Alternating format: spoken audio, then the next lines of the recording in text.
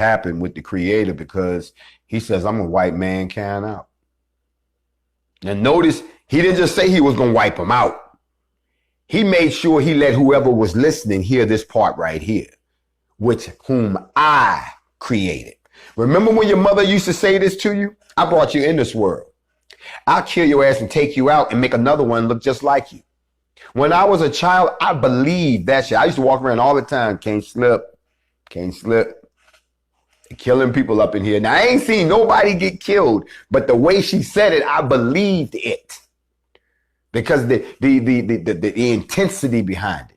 And don't look at me like, I can't believe his mother would say that to him. The kind of shit that I used to do as a kid, yes, I'm glad that's all she did. I'm glad she didn't go outside and tie me to a damn stake and go get a damn blowtorch and go, you deserved it, because I deserved it.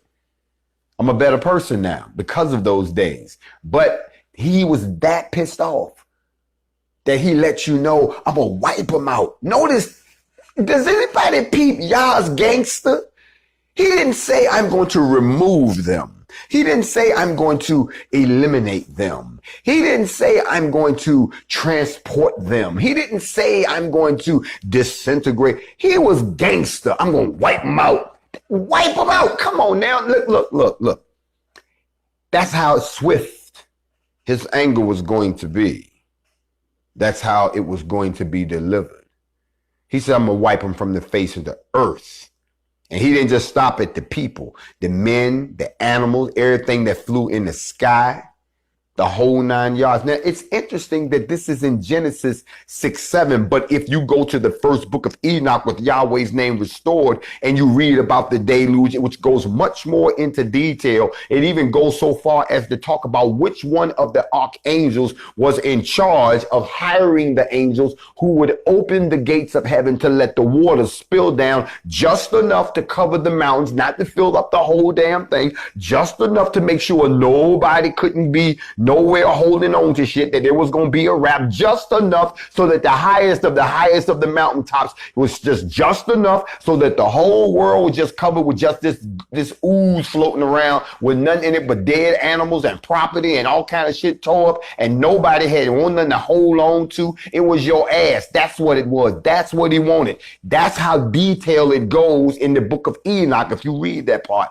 But for those people, well, that book is not real, then why in the hell is the same thing mentioned right here in Genesis 6:7? Of course, because it's the same damn story. But what I'm trying to show you is we got to ask ourselves a question.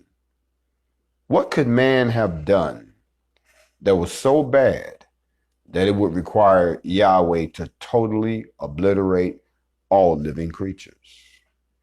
Let's consider that. Think about it. We already know how we got where we were going. And we also talked about the fact that when they did what they did, they screwed up Yahweh's plan. So we ain't got to cover that. But we also understand that whatever these Nephilim did, they didn't just do it against people. They did it against animals, which meant that they had the ability to do something that no one wants to ever admit. Genetic manipulation. Genetic experimentation. I'm going to take the head of a bird. I think I'm going to put that on Charlie. Hey, Charlie, come in. What's going on? What you think? What you think? What you think? You like it? Just learn to talk again.